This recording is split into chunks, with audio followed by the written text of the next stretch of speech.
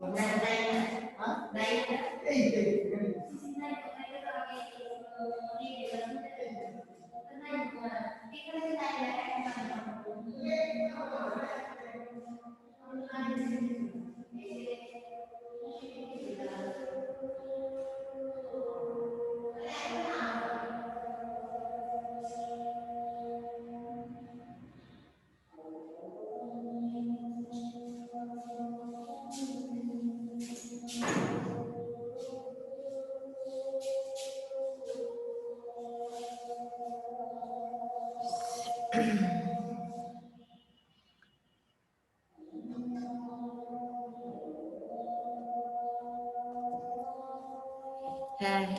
Hello রাউজিয়া, শুনতে পাচ্ছ আমাকে?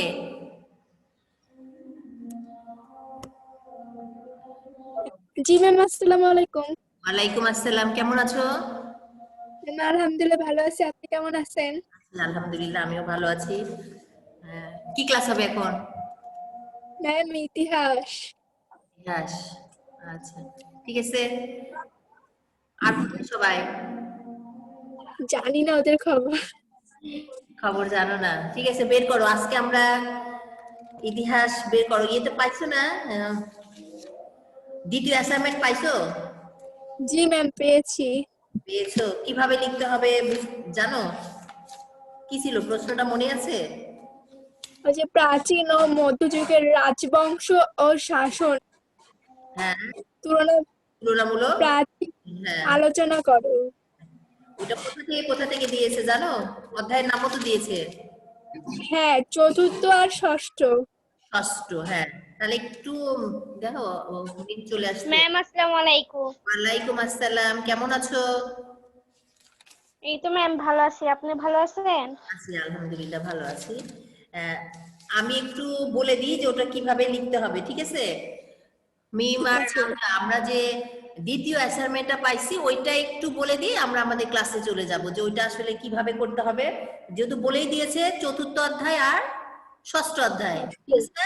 এই দুটো মিলে বলছে যে সেই দুটো অধ্যায় থেকে গুরুত্বপূর্ণ রাজবংশগুলো কি কি এবং তাদের যে শাসন ব্যবস্থা রয়েছে সেটা সম্পর্কে তুলনামূলক আলোচনা করতে বলেছে।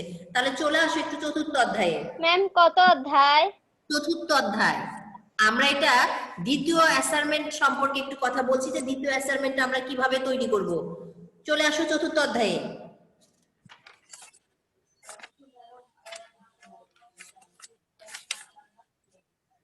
ঠিক আছে, চতুর্থ অধ্যায়ে আসলে অনেকগুলো গুরুত্বপূর্ণ রাজবংশ আছে। যেমন দেখো, প্রথমেই আছে মৌর্য রাজবংশ, গুপ্ত রাজবংশ। পাইছো? জি ম্যাম। হ্যাঁ, শুধু রাজবংশ, জি ম্যাম। হ্যাঁ, নাম লিখবো। এরপরে আছে তো পাল বংশ। তারপরে চলে আসো 39 পেজে। 39 পেজে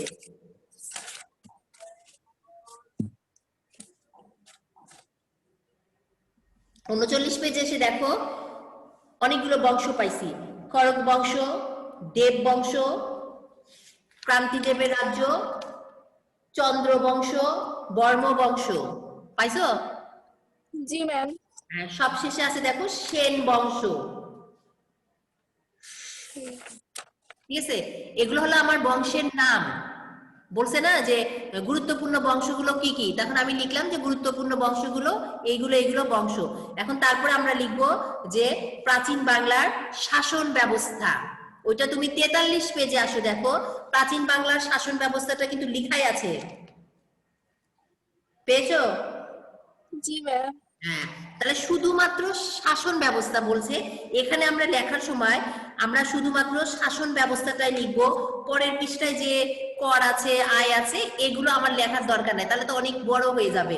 আমরা শুধুমাত্র শাসন ব্যবস্থাটাই লিখবো, এখান থেকে ছোট করে আমরা লিখে নিব। ঠিক আছে, এবার চলে আসো ষষ্ঠ অধ্যায়ে। ষষ্ঠ অধ্যায় মধ্যযুগে বাংলার রাজনৈতিক ইতিহাস। ষষ্ঠ অধ্যায় আসো। বের করেছো সবাই? জি ম্যাম। জি ম্যাম। আমাদের প্রথমে আমরা যেটা লিখবো যে মধ্যযুগের গুরুত্বপূর্ণ রাজবংশ, এই যে তুর্কি রাজবংশ। দেখো 59 পেজে আছে তুর্কি শাসকের ইতিহাস। তাহলে তুর্কি একটা রাজবংশ।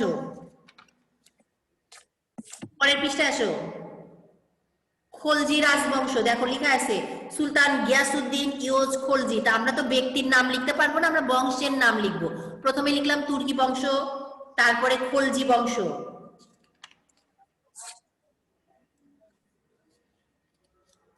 ঠিক আছে, তারপরে চলে আসো 63 পেজে, 63 পেজ নাম্বার 63।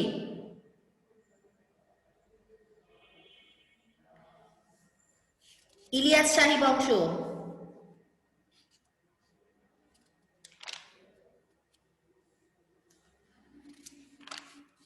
পাইছো? ইলিয়াস শাহী বংশ, শাহী বংশ। তারপরে চলে আসো 71 পেজে,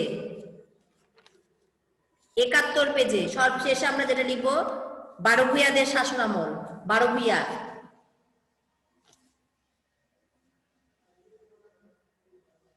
পাইছো?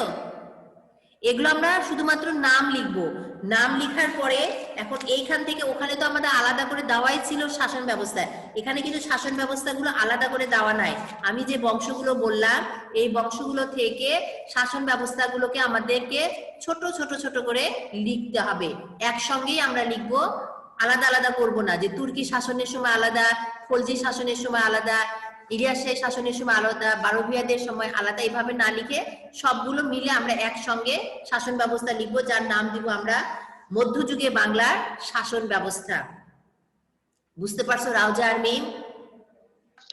জি ম্যাম। হ্যাঁ, তাহলে কি আমরা লিখতে পারবো? যেহেতু আমরা বইয়ের সাহায্য নিয়েই লিখবো, বইটা তো তোমার আছে, আমি বংশগুলোর নামও বলে দিলাম, শাসন ব্যবস্থাটা আমরা যে যে শাসনগুলো বললাম সেই সেই শাসন ব্যবস্থা পড়ার সময় আগে আমরা লিখবো না, কিন্তু আগে আমরা বইটা পড়বো যে কোথায় শাসন সংক্রান্ত কথাবার্তা বলা আছে, তার নিচে নিচে আমি আন্ডারলাইন করে রাখবো, তারপরে ওগুলোকে আমি একসঙ্গে করে লিখবো। ঠিক আছে? তাহলে আজকে আমরা নতুন কোন অধ্যায়টা পড়বো বলো? আজকে আমরা কোন অধ্যায় পড়বো? কোথা থেকে পড়ার কথা ছিল আমাদের? মনে আছে কিছু? ম্যাম সপ্তম অধ্যায় শেষ হয়ে গেছিল। সপ্তম শেষ? ম্যাম জি, অষ্টম অধ্যায় শুরু হবে। অষ্টম, তাহলে চলে আসো অষ্টম অধ্যায়ে। আমরা দ্রুত আগে বলে দিই এখান থেকে আমাদের কি কি ইম্পর্টেন্ট প্রশ্ন আছে, বের করো। অষ্টম অধ্যায় আমার এখানে পেজ নাম্বার 97। ঠিক আছে?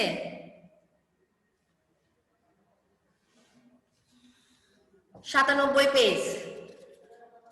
বাংলায় ইংরেজ শাসনের সূচনা পর্ব, বাংলায় ইংরেজ শাসনের সূচনা পর্ব।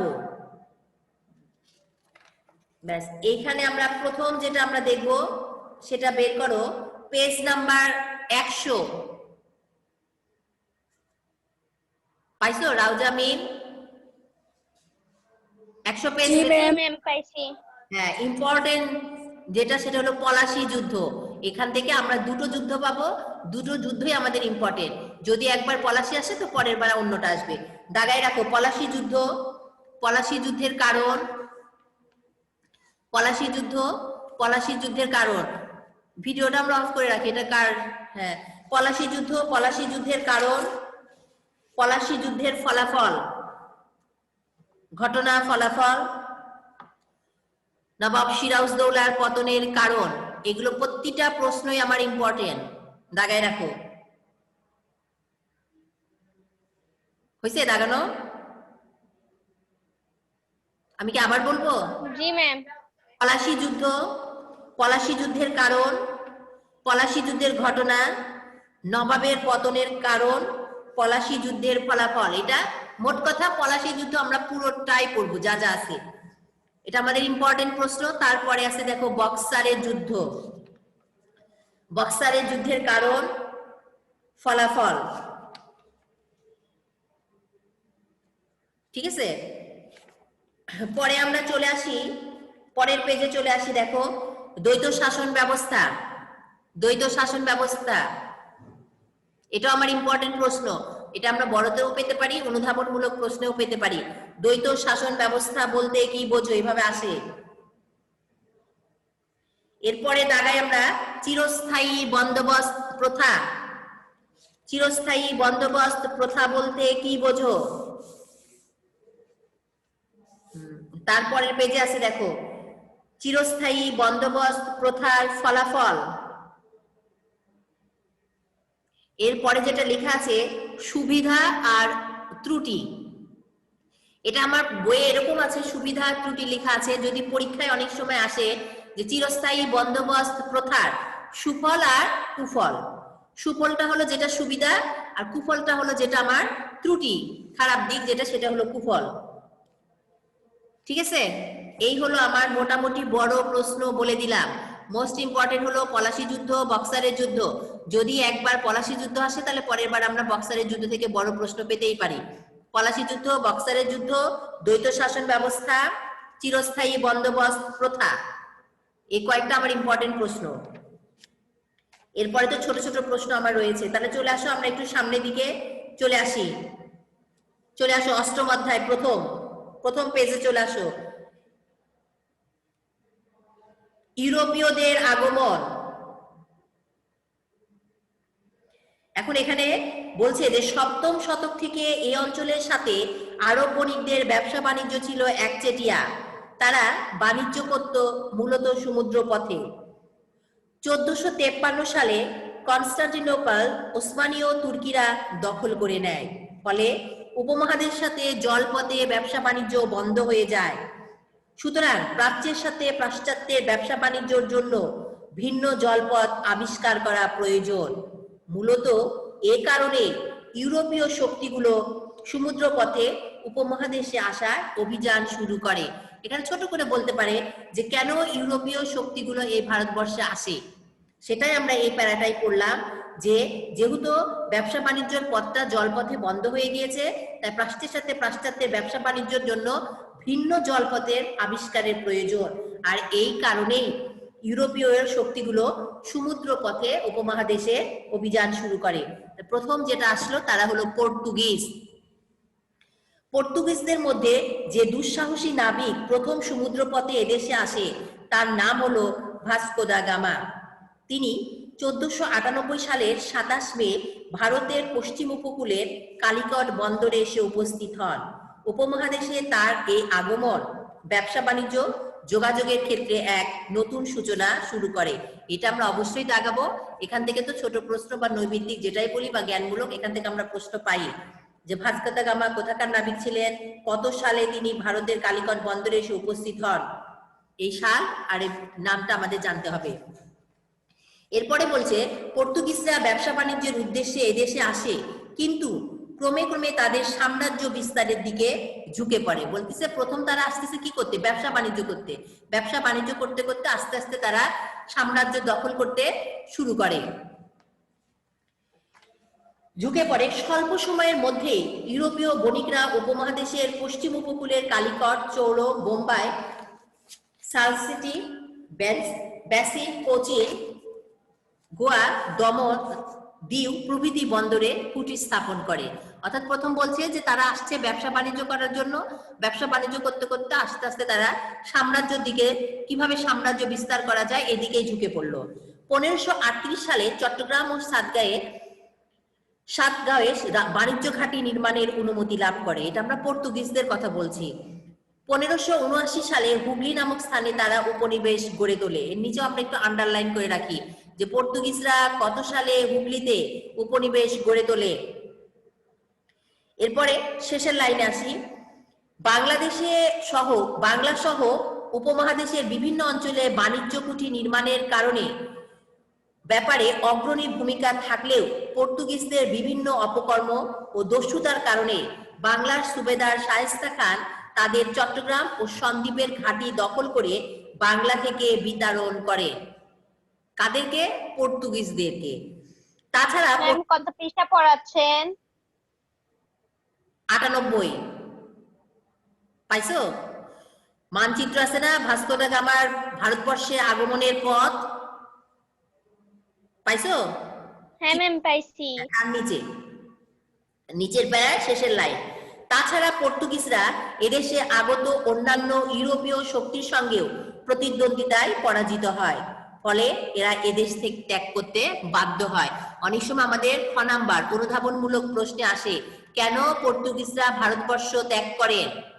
তখন আমরা এই প্যারা থেকে লিখবো। এভাবে ছোট করে লিখলে হবে, কারণ 2 নাম্বারের জন্য আমার বেশি লেখার দরকার নাই। এরপরে আমরা যেটা পড়বো সেটা হলো ওলান্দাস বা ডাচ। পেয়েছো সবাই? হল্যান্ডের অধিবাসীদেরকে ওলান্দাস বা জি ম্যাম। ওলান্দাস বা ডাচরা ডাচ ইস্ট ইন্ডিয়া গঠন করে বাণিজ্যিক উদ্দেশ্যে 1602 সালে এই উপমহাদেশে আসে। এটা একটু আমরা আন্ডারলাইন করি, এটা আসে যে কত সালে ডাচরা এখানে আসে, 1602 সালে। দাগায় রাখো সাথে সাথে। ভারতবর্ষে তারা কোম্পানির সনদ অনুযায়ী কালিকট, নাগাপট্টম, বাংলার চুচুড়া ও বাঁকুড়াও বাণিজ্য কুঠি স্থাপন করে। 1759 সালে সংঘটিত বিদারার যুদ্ধে তারা ইংরেজদের কাছে, তারা মানে ওলান্দাসরা, ইংরেজদের কাছে শোচনীয়ভাবে পরাজিত হয়। ফলে 1805 সালে তারা সকল বাণিজ্য কেন্দ্র গুটিয়ে ভারতবর্ষ ত্যাগ করতে বাধ্য হয়। আমরা প্রথমে বললাম পর্তুগিজরাও চলে গেল, এবার ওলান্দাস পড়লাম, ওলান্দাসরাও 1805 সালে ভারতবর্ষ ত্যাগ করলো। এটাও কিন্তু আমার খ নাম্বারে প্রশ্নে আসে, কেন ডাচ বা ওলান্দাসরা ভারতবর্ষ ত্যাগ করে। প্রথমে পর্তুগিজ, পরে ওলান্দাস শক্তির পতন ভারতে ইংরেজ শক্তির উত্থানের পথ করে দেয়। এরপরে আসি দিনেমার। পর্তুগিজ পড়লাম, ডাচ পড়লাম, এবার দিনেমার। দিনেমার ডেনমার্কের অধিবাসী, তাদেরকে বলা হচ্ছে দিনেমার। একদল বণিক বাণিজ্য করার উদ্দেশ্যে, বণিক মানে যারা ব্যবসা বাণিজ্য করে তারা বাণিজ্য করার উদ্দেশ্যে ড্যানিশ ইস্ট ইন্ডিয়া কোম্পানি গঠন করে। 1620 সালে তারা দক্ষিণ ভারতের তাঞ্জল জেলার ত্রিবাঙ্কুর এবং 1636 সালে বাংলার শ্রীরামপুরে বাণিজ্য কুঠি স্থাপন করে। এগুলো নিচে একটু আমরা আন্ডারলাইন করে রাখি নৈবিত্তিক প্রশ্নের জন্য। এদেশে তারা লাভজনক ব্যবসা করতে ব্যর্থ হয়। 1845 সালে ইংরেজদের কাছে বাণিজ্য কুঠি বিক্রি করে কোন রকম বাণিজ্যিক সফলতা ছাড়াই তারা এদেশ ত্যাগ করতে বাধ্য হয়। তাহলে আমরা দেখলাম যে প্রথমে পর্তুগিজ, তারপরে ডাচ, এরপর দিনেমার, এরা আসলো, ব্যবসা বাণিজ্য করলো, কিন্তু দেখা যাচ্ছে কেউ সফলতা অর্জন করতে না পারলে আস্তে আস্তে ভারতবর্ষ ত্যাগ করতে বাধ্য হলো। এবার আসছে ইংরেজ। সমুদ্রপথে ইউরোপীয় বণিকদের সাফল্য, প্রাচ্যের ধন সম্পদ, প্রাচুর্য ইংরেজ বণিকদেরকে এ অঞ্চলে ব্যবসা বাণিজ্যে উৎসাহিত করে। এই উদ্দেশ্যে ইংল্যান্ডের একদল বণিক ইস্ট ইন্ডিয়া কোম্পানি নামে একটি বণিক সংঘ গড়ে তোলে। বণিক সংঘটি 1600 সালে রানী এলিজাবেথের কাছ থেকে 15 বছর মেয়াদী প্রাচ্যে একচেটিয়া ব্যবসা করার সনদপত্র লাভ করে, যে 15 বছরের জন্য। এই সনদপত্র নিয়ে কোম্পানির প্রতিনিধি বাণিজ্যিক সুবিধা লাভের আশায় সম্রাট আকবরের দরবারে হাজির হন। এরপর ক্যাপ্টেন হকিন্স 1608 সালে রাজা প্রথম জেমসের সুপারিশপত্র নিয়ে বাণিজ্য সম্প্রসারণের লক্ষ্যে সম্রাট জাহাঙ্গীরের সঙ্গে সাক্ষাৎ করে। তার অনুমতি নিয়েই 1612 সালে সুরাটে বাণিজ্য কুঠি স্থাপিত হয়। এটা একটু আমরা আন্ডারলাইন করি। ইংরেজরা কত সালে সুরাটে বাণিজ্য কুঠি স্থাপন করে? 1612 সালে। নিচে আন্ডারলাইন করে রাখো। পরের প্যারায় দেখো, কোম্পানি দ্বিতীয় বাণিজ্য কুঠি স্থাপন করে মুসলিম পট্টমে। পাইছো মিম আর রাউজা? কোথায় পড়াচ্ছেন? পেয়েছি। ইংরেজ 99 পেজ। হ্যাঁ ম্যাম পাইছি। 99 পেজে ইংরেজদের দ্বিতীয় প্যারায় দেখো, কোম্পানি দ্বিতীয় বাণিজ্য কুঠি স্থাপন করে মুসলিম পট্টমে। পাইছো? ওর নিচে একটু আমরা আন্ডারলাইন করে রাখি। এরপর বাংলার বারাসরে আরেকটি বাণিজ্য কুঠি স্থাপন করে। তাদের শক্তি ক্রমশ বৃদ্ধি পেতে থাকলে এরা করমন্ডল মাদ্রাজ শহরের উপকূলে একটি দুর্গ নির্মাণ করতে সক্ষম হয়। বাংলার সুবাদার শাহ সুজার অনুমোদন লাভ করে 1658 সালে হুগলিতে বাণিজ্য কুটির স্থাপন করে। এটা একটু আমরা আন্ডারলাইন করি। রাউজা আর মিম শুনতে পাচ্ছ? জি ম্যাম। জি ম্যাম। যে হুগলিতে ইংরেজরা কত সালে বাণিজ্য কুটির স্থাপন করে? 1658 সালে। নিচে আন্ডারলাইন করে রাখো। এরপরে আমরা তারপরের প্যারায় যাই। 1668 সালে ইংল্যান্ডের রাজা দ্বিতীয় চার্লস পর্তুগিজ রাজকন্যা ক্যাথরিনের সঙ্গে বিয়ের যৌতুক হিসাবে লাভ করেন বোম্বাই বা বর্তমান মুম্বাই শহর। এটা একটু আমরা আন্ডারলাইন করে রাখি। অর্থ অভাবে চার্লস ইস্ট ইন্ডিয়া কোম্পানির কাছে 50,000 পাউন্ডের বিনিময়ে শহরটি বিক্রি করে দেন। এটা কিন্তু আমাদের প্রশ্নে আসে যে বোম্বাই শহর অর্থ অভাবে চার্লস ইস্ট ইন্ডিয়া কোম্পানির কাছে কত হাজার পাউন্ডের বিনিময়ে বিক্রি করে দেন? 50,000 পাউন্ড। এর নিচে একটু আন্ডারলাইন করে রাখি। পরের প্যারায় আসি। জব চার্নক নামে আরেকজন ইংরেজ 1690 থেকে 90 সালে 1200 টাকার বিনিময়ে কলকাতা, সুতারদি ও গোবিন্দপুর নামে 3টি গ্রামের জমিদারি সত্ত্ব লাভ করেন। লাইনটা আমরা আন্ডারলাইন করি। 1200 টাকার বিনিময়ে এই 3টা গ্রামের কলকাতা, সুতান্তি ও গোবিন্দপুর এই 3টা শহরের জমিদারি লাভ করেন। ভাগীরথী নদীর তীরে এই 3টি গ্রামকে কেন্দ্র করে পরবর্তীকালে কলকাতা নগরীর জন্ম হয়। এটা আমি আন্ডারলাইন করি। এটা একটা ইম্পর্টেন্ট প্রশ্ন আসে আমাদের জ্ঞানমূলক প্রশ্নে। ভাগীরথী নদীর তীরে এই যে 3টা গ্রামের কথা বললাম, যেটা 1200 টাকার বিনিময়ে জমিদারি নিয়েছিল, 3টা গ্রাম হলো কলকাতা, সুতান্তি আর গোবিন্দপুর। ভাগীরথী নদীর তীরে এই 3টা গ্রামকে কেন্দ্র করে কলকাতা নগরীর জন্ম। এটা কিন্তু আসে কলকাতা নগরীতে কোন নদীর তীরে কোন 3টি গ্রামকে কেন্দ্র করে গড়ে ওঠে। এখানেই কোম্পানি 1700 সালে ইংল্যান্ডের রাজা তৃতীয় উইলিয়ামের নাম অনুসারে ফোর্ট উইলিয়াম দুর্গ নির্মাণ করেন। এটাও মানে একটা ইম্পর্টেন্ট প্রশ্ন, আন্ডারলাইন করো। ফোর্ট উইলিয়াম দুর্গ কোথায়, কার নাম অনুসারে, কত সালে নির্মাণ করা হয়? আন্ডারলাইন করে রাখো। তারপরে পৃষ্ঠায় আমরা চলে আসি। এবার পরের পৃষ্ঠায় চলে আসো। রাউজা শুনতে পাচ্ছ? জি ম্যাম। মিম পরের পৃষ্ঠায় চলে আসো। ফরাসি ইস্ট ইন্ডিয়া কোম্পানি। ফরাসি ইস্ট ইন্ডিয়া কোম্পানি উপমহাদেশে সর্বশেষ আগত, সর্বশেষ মানে সবচেয়ে শেষের যেটা, সর্বশেষ আগত ইউরোপীয় বণিক কোম্পানি হচ্ছে ফরাসি ইস্ট ইন্ডিয়া কোম্পানি। আমরা পর্তুগিজ দিয়ে শুরু করেছিলাম, যে প্রথম আসলো পর্তুগিজরা এবং সব শেষে যেটা আমরা পড়ছি সেটা হলো ফরাসিরা।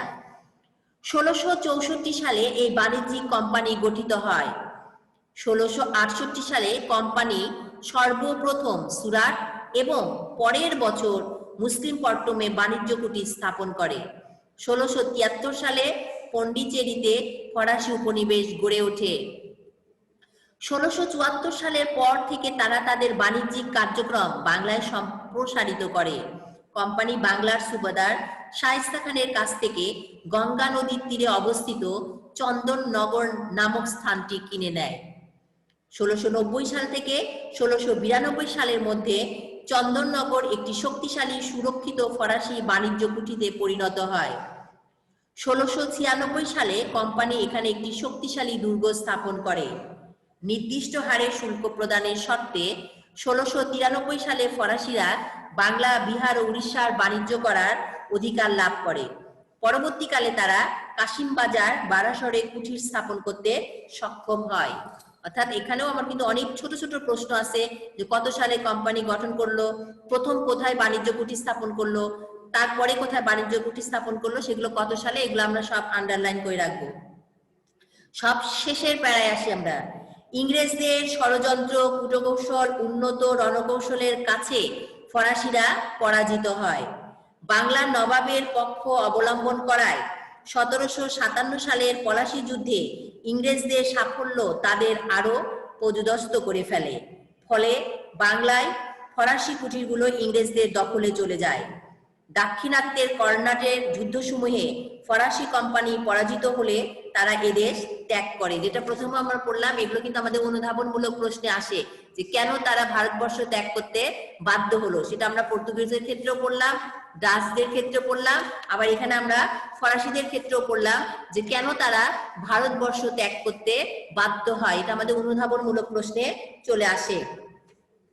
তাহলে এই ছিল আমাদের প্রথম দিকের পড়া, যে প্রথমে কারা কারা আগমন করলো, কিভাবে আসলো। তারপরে তো আমি বলেই দিলাম যে এখান থেকে আমাদের মোস্ট ইম্পর্টেন্ট প্রশ্ন পলাশী যুদ্ধ, পলাশী যুদ্ধের কারণ ফলাফল, এটা কিন্তু আমার পড়তেই হবে। আর এখান থেকে তো আমি ছোট ছোট প্রশ্ন বলেই দিলাম। তারপরে আসছে বক্সারের যুদ্ধ, বক্সারের যুদ্ধের কারণ ফলাফল, একেবারে মুখস্থ করতে হবে। এর মধ্যে প্রচুর ছোট ছোট প্রশ্ন রয়েছে। এরপরে আমরা যেটা বললাম, দ্বৈত শাসন ব্যবস্থা বলতে কি বুঝি, এটা কিন্তু আমার বড় হিসাবেও আসে আর খ নাম্বারে অনুধাবনমূলকেও আসে যে দ্বৈত শাসন ব্যবস্থা কি। চিরস্থায়ী বন্দোবস্ত প্রথা বলতে কি বোঝো, তারপরে প্রশ্ন। এবং সবশেষে যেটা আমি বলেছিলাম, চিরস্থায়ী বন্দোবস্ত প্রথার সুফল ও কুফল গুলো বর্ণনা করো। যেখানে বইয়ে আমার দেওয়া আছে সুবিধা এবং ত্রুটি, যেটাই আমার সুবিধা সেটাই হলো আমার সুফল, আর যেখানে ত্রুটি লেখা রয়েছে সেটা হলো আমার কুফল। আর আমি তো আগেই বলে দিলাম যে দ্বিতীয় অ্যাসাইনমেন্ট পাইছো, দ্বিতীয় অ্যাসাইনমেন্ট আমার কিভাবে লিখতে হবে। তারপরেও যদি কোনো অসুবিধা থাকে তো আমরা তো আবার কালকে ক্লাসে আসবোই, সেখানে আমরা দেখতে পারবো। এরপরে ভূগোল ক্লাস হবে, তাই না? ঠিক আছে, তাহলে আজকে এই পর্যন্তই আমরা পড়বো। পরবর্তী ক্লাসের জন্য রেডি হই। পরবর্তীতে কি ক্লাস আছে তোমাদের? রাউজা? ম্যাম ভূগোল। ভূগোল। আজকে সবাই গেল কোথায়? তো এই রাউজা আর মিম ছাড়া তো আমি কাউকে দেখতে পাচ্ছি না। আর গুলো কোথায়? আচ্ছা ঠিক আছে, আচ্ছা তাহলে ভূগোল ক্লাসের জন্য তোমরা রেডি হও, এন্ড করো। স্যার আসে আবার তোমরা আবার নতুন করে জয়েন করে নাও, এন্ড করি আমরা। ওকে, খুদা হাফেজ। ম্যাম আসসালামু আলাইকুম। ওয়ালাইকুম আসসালাম।